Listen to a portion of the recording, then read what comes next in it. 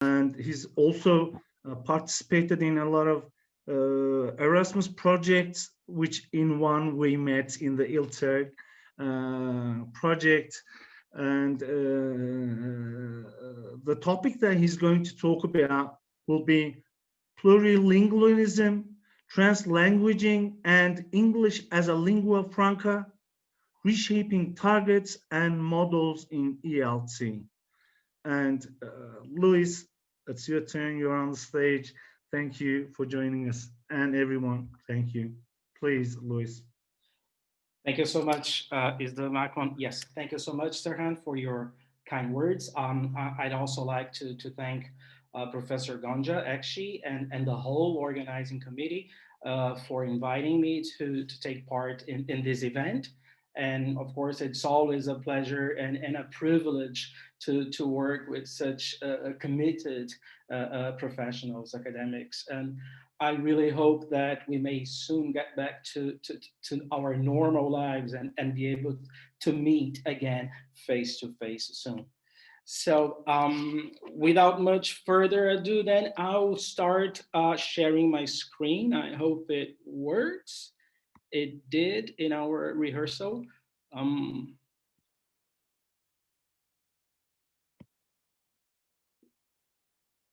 Serhan, you have to allow me to do so, yeah?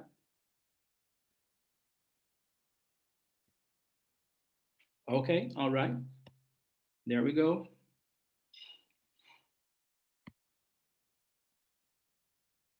Yeah. Can you guys see that? Yeah, Serhan? Yes, yes. Yeah. Perfect, perfect. Okay, so the main goal of my talk is to briefly identify and discuss some of the most relevant theories which have greatly influenced attitudes and practices in English language teaching since the turn of the century.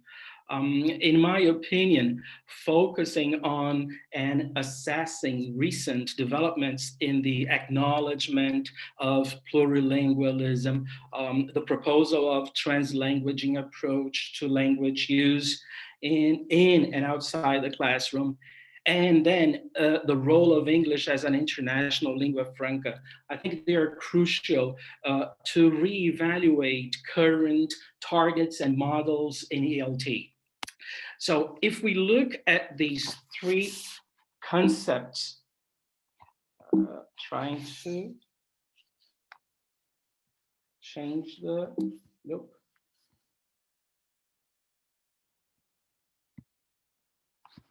I'm sorry, trying to change here. Okay, yes, all right. Okay, so if we look at these three concepts and approaches together, we can easily recognize several similarities as they all have originated from the social, political, and cultural shifts that have influenced world relationships over the past 30 years. So individually, and sorry guys, yeah, there, okay. All right, I think no one can deny that we all live in an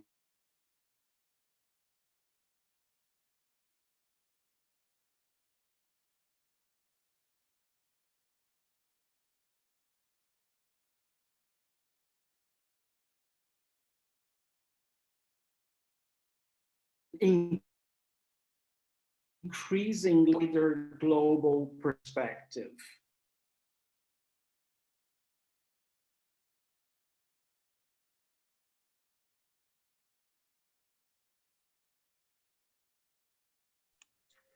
Of multiculturalism.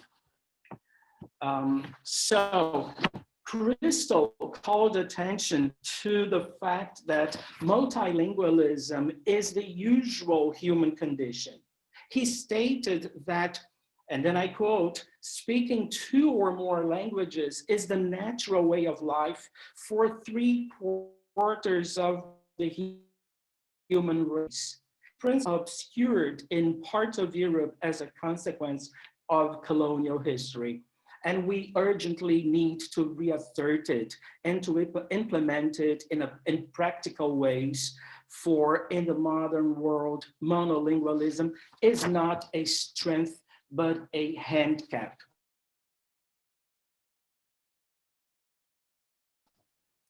That there are more than 7,000 distinct languages spoken as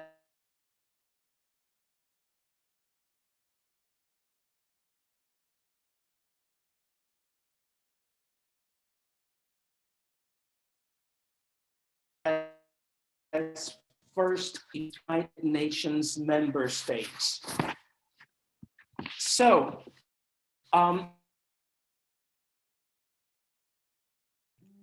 if we say that first to the way people live their lives and see the world. However, I think it's undeniable that different cultures are becoming more and more mixed. And in any definition of culture, language is an important aspect of each culture itself because it expresses identity. So if the concept of multilingualism may broadly refer to either the people who have competences in a number of languages or the places where many languages are used. However, if we take a more careful look at the definitions of multilingualism and plurilingualism as provided by the Council of Europe, we'll be able to identify some basic distinctions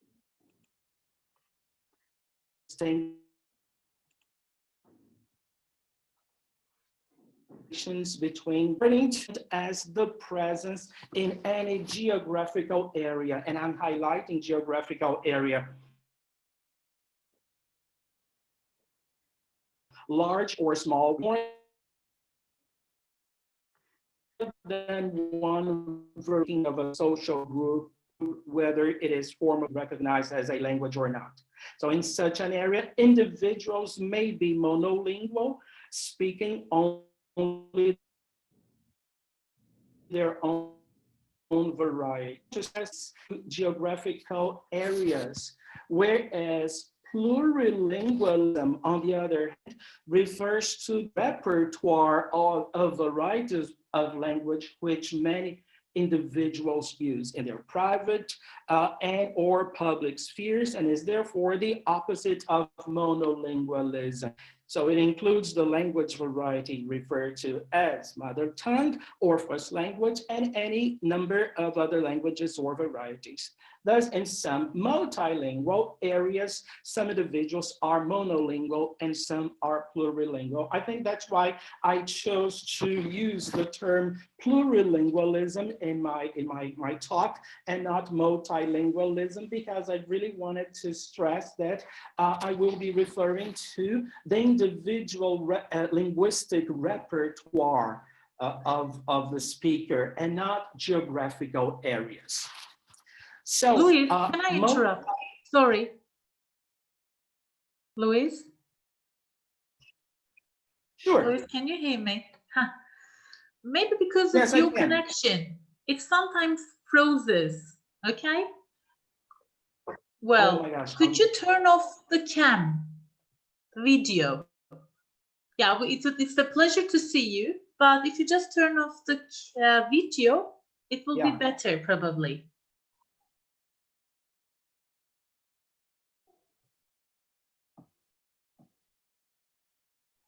Okay.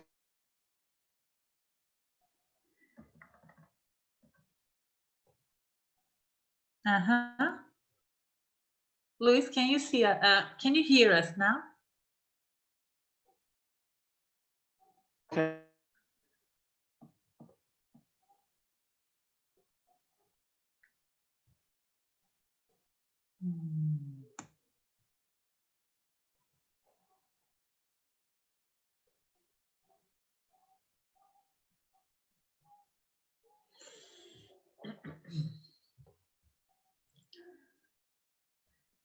Yes.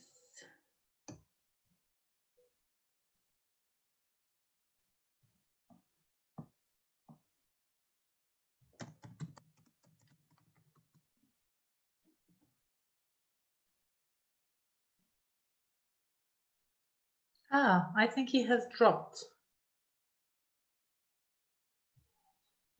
Yes, can you hear me? Ah, clearly, crystal clear. Okay. I'm sorry. Now, Can you please share the am I screen still? again? Yes. Okay, all right. I think the connection was too weak to, for both the speech and the sound. Or the I'm visual. sorry. Can you hear me now? You can hear me now? Yes. Yeah, okay. I'm back to the, sorry, to the screen share. Okay. Yeah, all right. No problem. May I continue, Lonja? Yes, yes, Okay. please go ahead. All right. Okay, all right. So I think I was referring to multilingualism and multiculturalism as referring to diverse realities, diverse attitudes, both individual and social. So it's just a question that I want to throw. It's kind of food for thought. How do you in your country, because if we're talking about individual attitudes and social attitudes, I want you to think about how you and your country perceive plurilingualism, monolingualism, and multilingualism, as well as multiculturalism, because the way that we individually perceive these concepts and the countries that we're part of will, of course, interfere or influence the way that many of the issues that I'm going to refer to in my presentation are dealt with. So,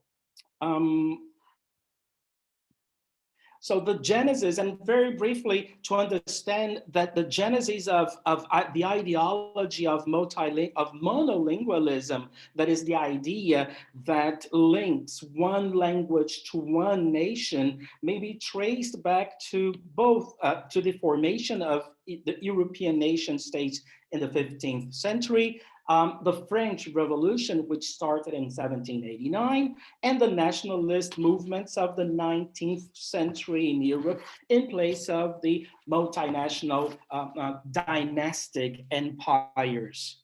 In 1995, ECHO had already commented on the historical grounds of the current role of English as a global language.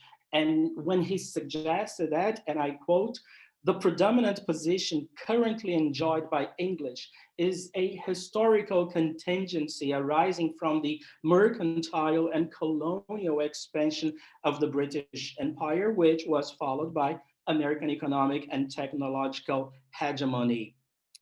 So, and Gradall reminds us of the overwhelming number of learners of English. I mean, we're talking about 2 billion people, more or less 1/3 of the human race. And the consequences of the spread of English all over the world are manifold. First, English has become a basic skill in all walks of life. Second, it has highlighted a rich diversity of language users and cultures. And finally, the identification of the dichotomy between a single monolithic variety of English and a diversity of standard and non-standard varieties. But what is the current situation? The current situation when English is taught as a foreign language, which I believe is what most of us are interested in discussing and in identifying the features of such conditions. So basically, we face two major problems. First, the way that time is organized, and the amount of time available spread over a number of years with large gaps during school holidays. And remember, I'm just focusing on English as a foreign language, English taught in schools. And then the exposure to language made even more difficult as it is offered in a series of short lessons interrupted by many other lessons, mainly in the language of schooling. And again, I'm just referring to the school context. So how can we cope with that? For example, and it's just an example, with language learning supported by self-learning with digital resources such as online vocabulary exercises, mobile phone apps, online games, etc. The list would go on and on and on. And then what are the benefits and gains when we move beyond the language classroom? Because this is one of the issues that I wanted to highlight here. First, the realization that language learning occurs outside, in the outside world, outside the language classroom. Second, that students are exposed to real content as opposed to the traditional language textbook. Third, that learners are encouraged to engage with their own learning. And finally, that students become autonomous language learners.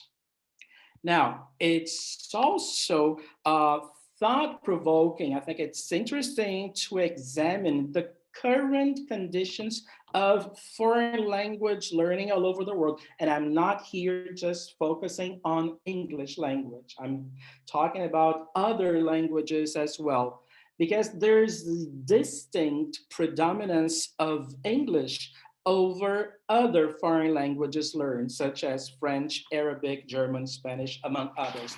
But again, I just wanted to remember or remind everyone that there are other foreign languages at stake as well. And in a report by the European Commission on language competences in 16 European countries, this report concluded that after at least 4 years of study in school, less than 50% of 15-year-olds in England, France, Belgium, Spain, Portugal, Poland, and Bulgaria had reached beyond A1 or beginner's level in their first language. I don't know, I tried to find the same kind of data regarding Turkey. I couldn't find it, so I would pretty much appreciate if anybody knew anything about this kind of results, comparable results in Turkey. I would be more than happy to find out. And due to these inadequate outcomes of language proficiency, I think it became imperative to develop national or state level policies and school policies so as to plan for more effective foreign language learning, and again, not just English. So a series of educational policies and plans were put forward based on a concept of individuals' acquisition over time of one or perhaps two other languages, usually classified as foreign. So even though we are focusing here my talk on teaching and learning English as a foreign language, I've been trying to make a point of allowing other languages to be part of the school curricula, and as a consequence of the linguistic repertoire of our English learners as well.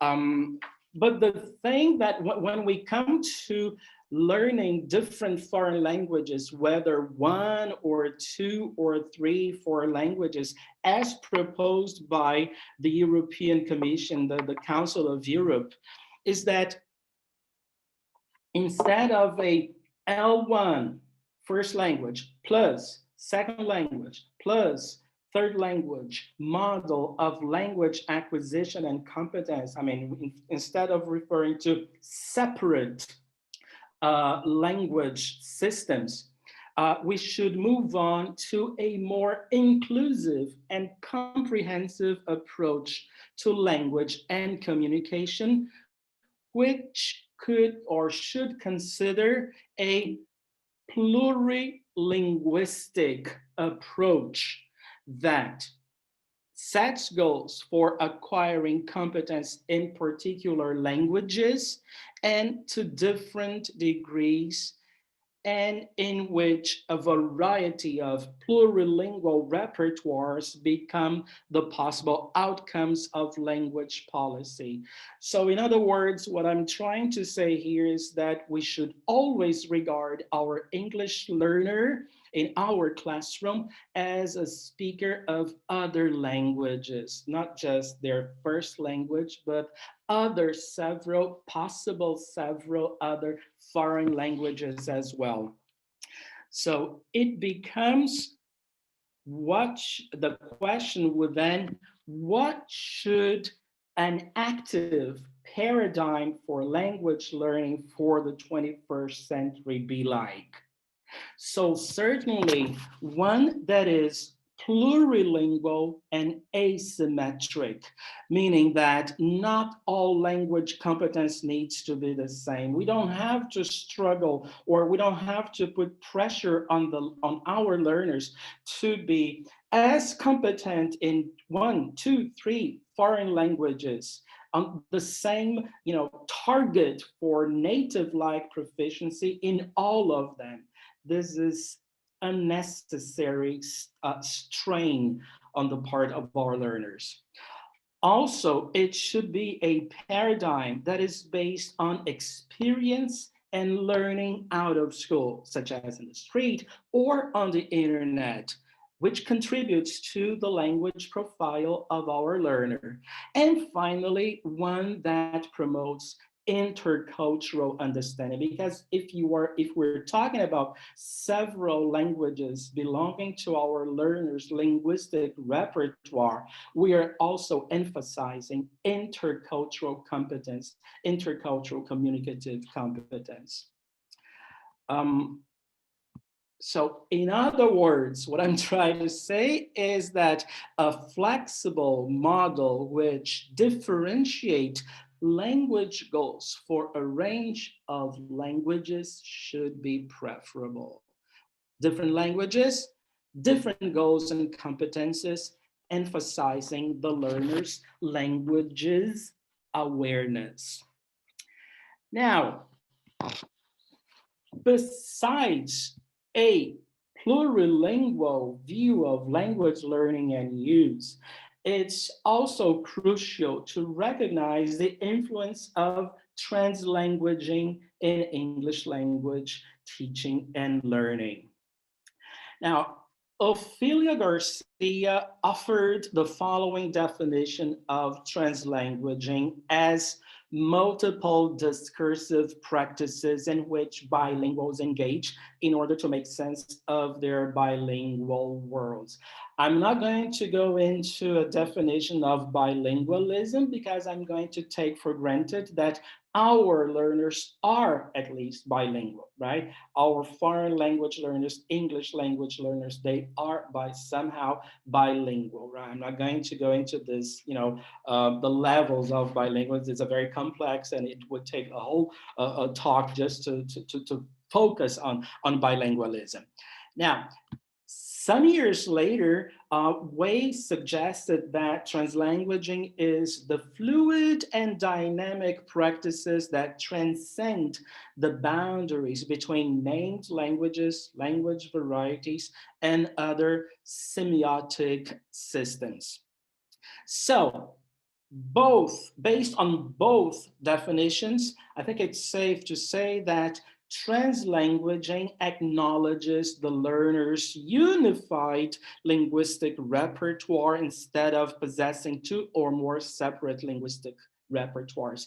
If we, rewind a little bit to what I said, 1 or 2 minutes ago regarding plurilingualism, it's exactly what plurilingualism is all about, because we should not consider different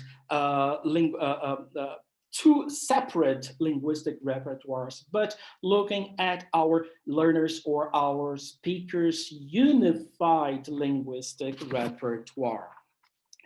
Now, I think it's also important to highlight that translanguaging embraces multilingualism, and I would then, slash plurilingualism, right? To be more true to the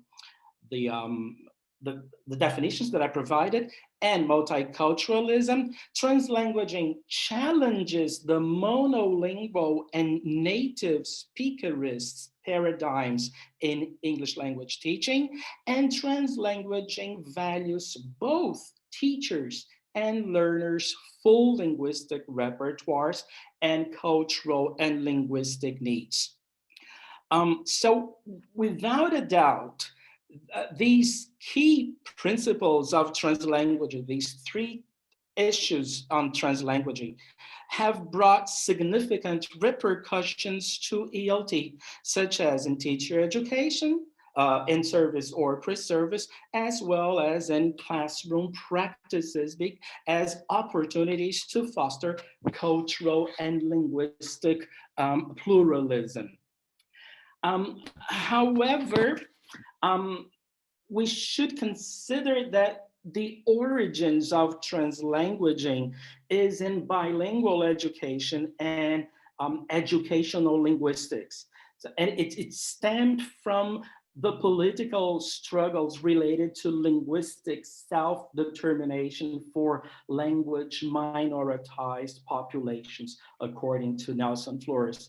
But as no concept is static, we must adapt and reconceptualize translanguaging if we want to apply it in different contexts. And in terms of context, what I propose now is a series of suggestions on how to promote translanguaging in the EFL classroom. So developing the definition of translanguaging, Garcia states that it refers to the ways in which bilingual students and teachers engage in complex and fluid discursive practices that include at times the home language practices of students. And then I would highlight that, especially in our monolingual classes, the home language practices of students in order to make sense of teaching and learning, to communicate and appropriate subject knowledge, and to develop academic language practices. So if we promote these ideas in the EFL classroom, we are able to identify 2 major effects.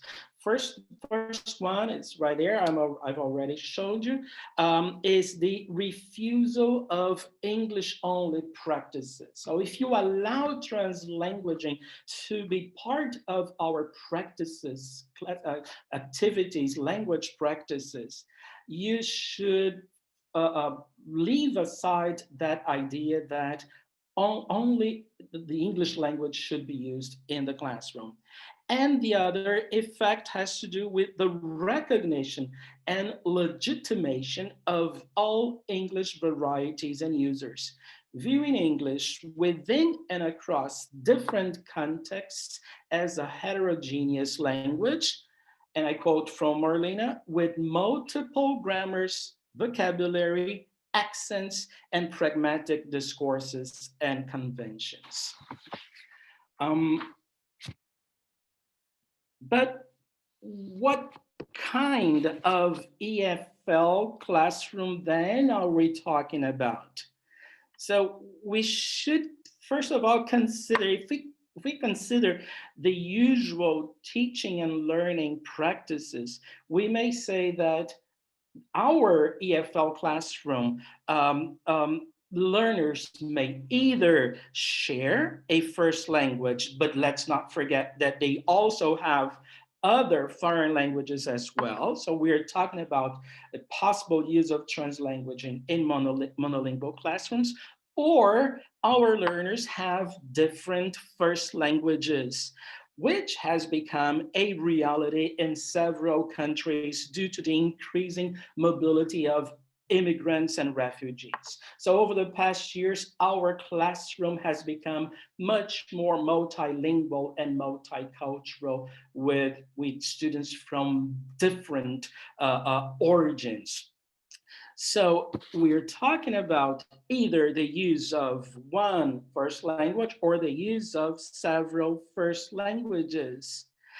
And considering that translanguaging refers to both teachers and learners' linguistic repertoires, it's imperative to regard as well the teacher's knowledge of the student first language or languages and students' culture or cultures. Now that we're talking about teachers' knowledge of or teachers' linguistic repertoire, we should also consider the language ideologies behind the teachers. Now, in a study about teachers' attitudes towards monolingualism and translanguaging, AgHi found out that teachers may have three different attitudes towards translanguaging as opposed to using English only in the classroom. So first, they may see translanguaging as a predicament, a problem to be solved. These are the ones who buy the idea of English only in the classroom, while other teachers may see translanguaging as a natural event, something that occurs naturally among students. And there are those who approach translanguaging as a classroom resource. Now, depending on how much you corroborate any of these three attitudes, you may foster or you may hinder approaching English teaching through a translanguaging lens.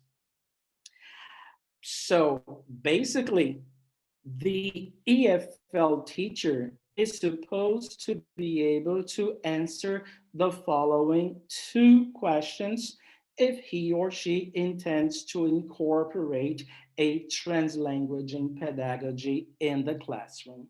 First question, what kind of multilingual practices should be promoted in order to facilitate language learner? And the second question, how to manage the use of different languages in the classroom.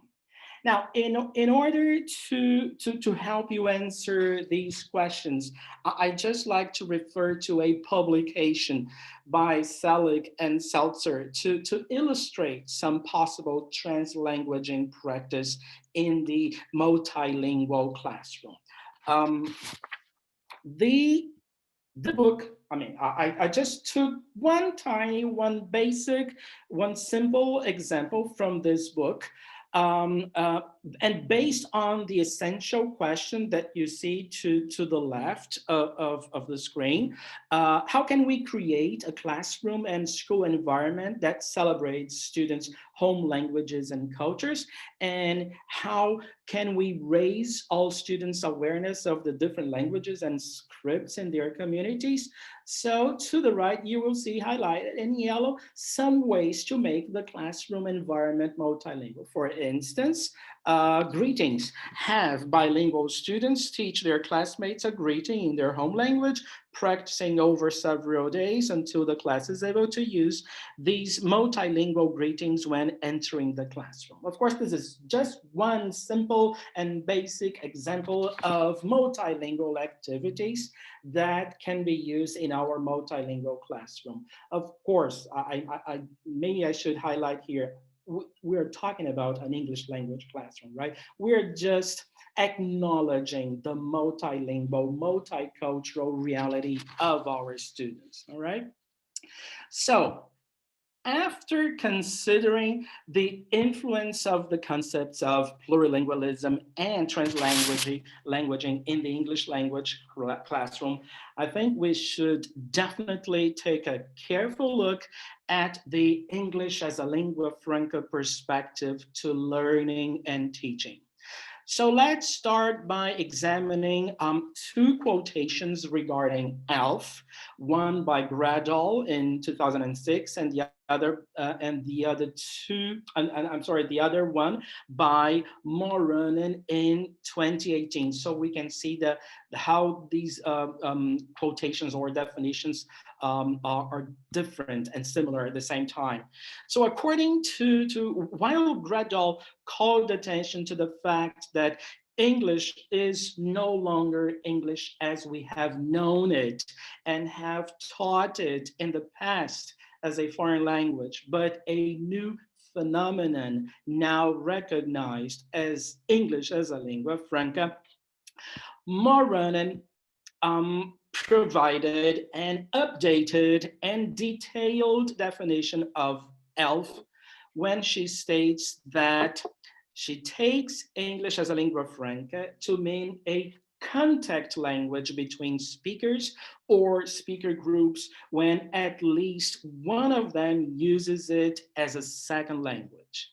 She adds that ELF is not just a contact language where English is a domestic language or otherwise especially salient in a given community, but a non-local lingua franca, the means of communicating between people from anywhere in the world.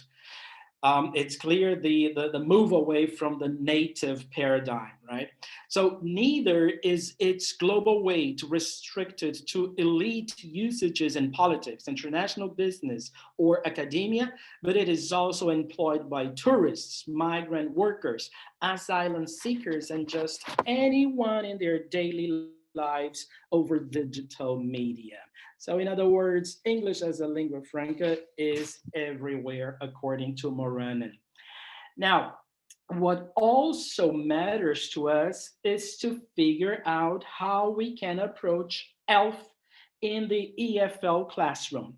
So to do so, I will provide 3 short citations, one by Modiano, 2 by Kirkpatrick, as all these citations clearly identify the major features when applying an ELF-based practices in the classroom. Now, Modiano suggests that a multiplicity of teaching practices and a view of the language as belonging to a broad range of peoples and cultures, we're talking about language ownership here, is the best that language instructors can do. Now, Kirkpatrick adds that the curriculum should comprise the cultures of the people using the language for cross-cultural communication rather than Anglo-American cultures. And the same Kirkpatrick states that in aiming to teach and learn English in ways that would allow for effective communication across linguistic and cultural boundaries, the focus of the classroom moves from the acquisition of the norms associated with a standard model to a focus on learning linguistic features, cultural information, and communication strategies that will facilitate communication. Now, I haven't been highlighting or calling your attention to the fact that now and then I might be providing information that should remind you of something that was mentioned a while ago. When we talked about translanguaging, when we talked about plurilingualism, right? So I'd like to highlight that this last quotation by Kirkpatrick, as he suggests a move away from standard norms only, right? Only focus on standard norms, and then moving on to a focus on a diversity of linguistic features, cultural contexts, and the development of learners' communicative strategies.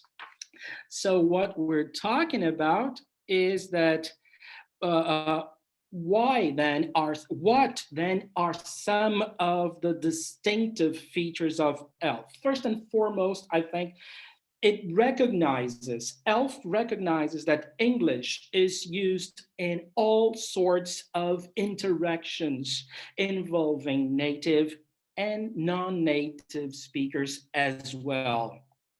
And based on this distinctive feature of ELF, teachers should re-examine their objectives when dealing with native speaker norms and cultures in the classroom. So Wadelson suggests that rather than seeking to specify goals in terms of projected needs or what you, teacher, think the needs of your students are, it would be preferable and more practical to focus on the development of a more general capability, which would serve as an investment for subsequent learning. So a move from EFL to ELF implies a gradual shift from the notion of correctness to language appropriateness and intelligibility. However, the still widespread learning target in our EFL classrooms continues to focus on native speaker norms. So, in order to reassess the current teaching and learning practices according to Zeidelhofer, teachers have two alternatives to teaching English. On the one hand, teachers may continue to persist on native competence learners will rarely attain, and which is in great part unnecessary for future interactions. And on the other hand, they can set more practical objectives that are both realistic and coherent with the actual use of the language. Not learning a language, but learning how to language. And that should ring a bell, because what do we mean by learning to language? We're talking about languaging. And basically, it means to allow learners to be able to develop communicative strategies, negotiate and co-construct meaning, and resort to one's language should it facilitate the process. I would say resorting to one's language or languages, because it fits perfectly with what we saw a while ago as translanguaging practices in the classroom. And not only in the classroom and outside the classroom. Now, in any attempt to move from an EFL to an ELF-based perspective, Nutzman provided a major conceptual distinction between these two approaches to English language teaching. So we should look at both columns horizontally. While EFL prepares learners to communicate with native speakers of English in English-speaking countries, ELF prepares learners to communicate with non-native speakers of English from around the world, as well as native speakers. So ELF, in a way, empowers the role of the non-native speaker. Also, EFL is based on the linguistic and socio-cultural norms of native speakers of English and their respective cultures, whereas ELF is neutral with regard to the different cultural backgrounds of the interlocutors. So the interlocutors negotiate and establish some kind of common intercultural basis. In other words, ELF emphasizes intercultural competence. And finally, in EFL, communication is based on standard English, such as British or American English. So the better learners handle the grammatical rules and lexes of the standard language, the more successful they tend to be in their communication with native speakers. Now, in ELF, communication is not based on any particular national linguistic standard of English. Native speaker norms or near native norms cannot guarantee that the communication will be successful. ELF then focuses on communicative competence. I could go on and on and on and adding more information about ELF. I think I just need to say that ELF doesn't aim to replace EFL.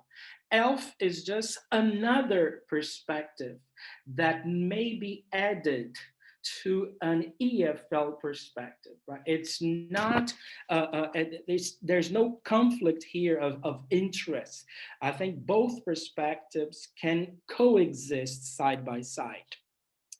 Now, to conclude, and back to our original slide, I just want to underline the idea that these three different, though so much alike, concepts are indispensable if we want to foster the acquisition and development of communication skills in our English classes and provide our learners with the essential skills for them to function effectively in the multiple communicative experiences they will encounter in their lives. And that's it.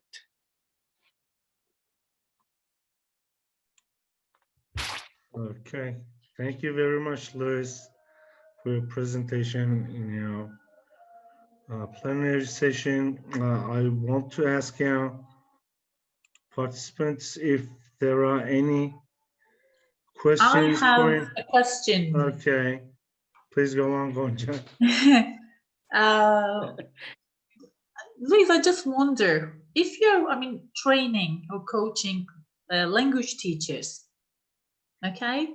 For the regular language learner, who would be speaking English to other non-natives or whatever. So more communicative goals are, reasonable and more achievable. But if you're having this English language teaching program, would you aim at higher standards for them, for that particular group? I think that the standards that we expect from our students will always depend on the students' motivation to achieve those standards, right? So one of the things that I mentioned in one of the quotations is that the issue is not what we teachers believe the standard should be, because we all want our students to be as competent as possible, right? So in a utopian world, our foreign language learners would use the language with such ease as we are using right now, right? So we are able to use the English language to communicate, and we want our learners to use the English language to communicate. So, and this is our inner expectations to our learners. But the problem is that not all learners will achieve those expected standards that we want. So, one of the issues that considering other languages in the classroom, considering English as a lingua franca as an alternative perspective, is that we try to empower any kind of learner, regardless of their ultimate competence level, because in a classroom of 30 students, we are going to have 30 different competence outcomes, right?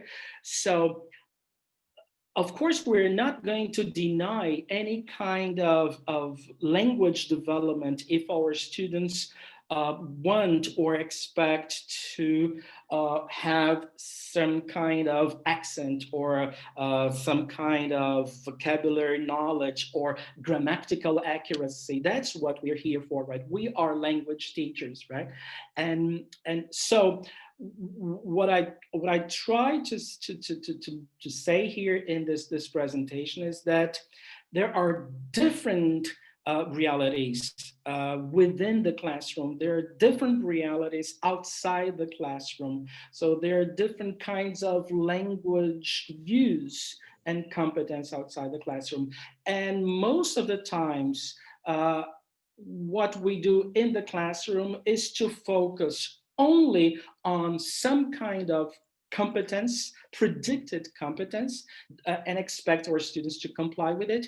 And many times that's not even necessary for some kinds of students who will manage successfully many different communicative experiences, even though that higher standard that we all expect from our students is not achieved.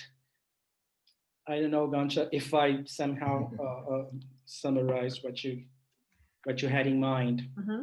We shouldn't be, labeling them as successful or not, having some standards in our minds to say.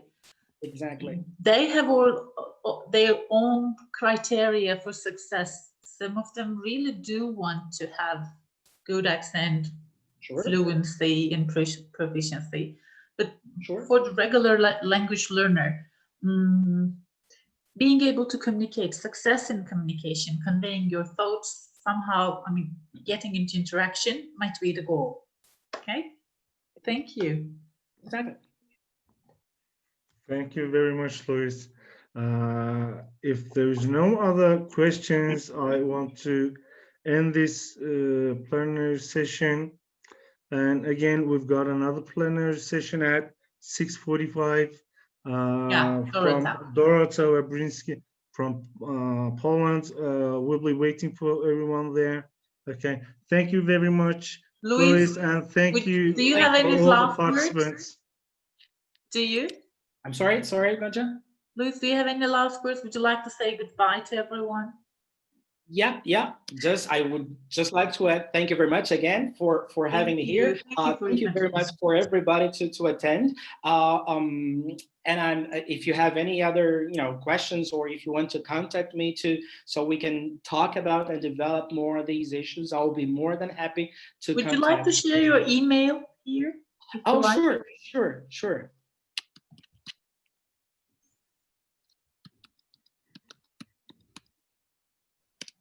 There you are. I'm sorry. It goes to Ricardo. I'm sorry, I don't know what.